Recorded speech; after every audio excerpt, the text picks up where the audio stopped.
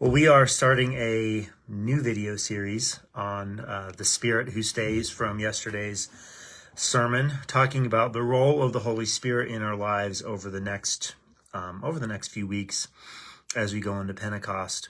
And yesterday's, as I just said, yesterday's message was on the Spirit who stays with us. I remember when I moved out of my house after I graduated from high school, went off to Bible college, and went to college, and I had to share a dorm room with someone.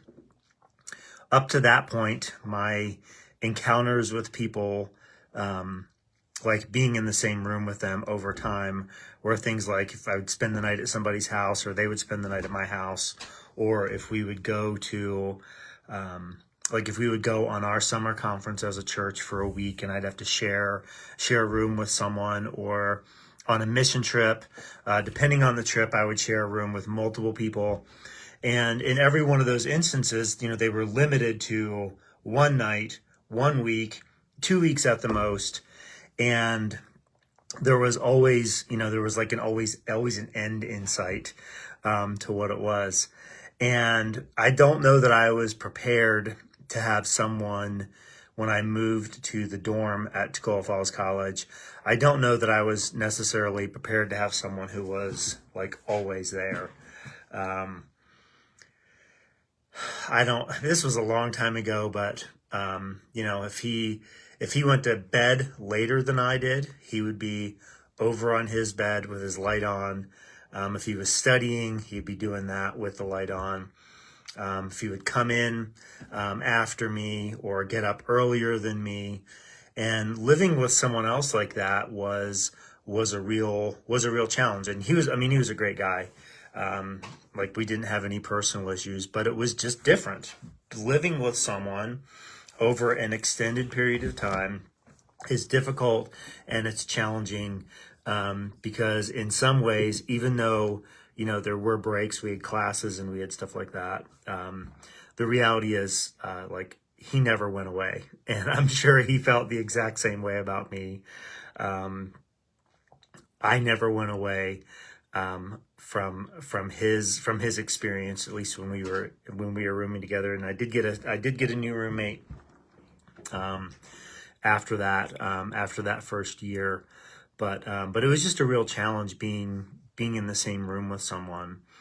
And I think when we look at the way that Jesus dwells in us, he also never goes away.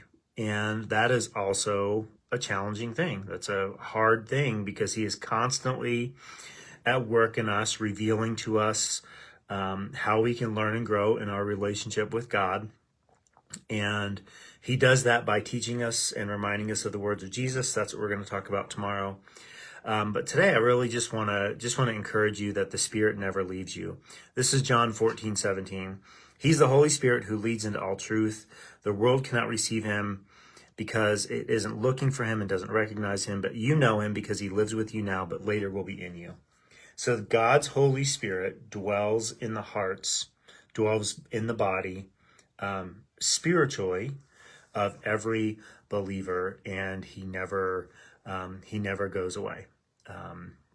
He's not just visiting. There is no, I just got to get to the end of the semester or the end of this week for this mission trip. But God is with us always. And this is something that we can really take comfort in. Excuse me. This is something that we can really take comfort in.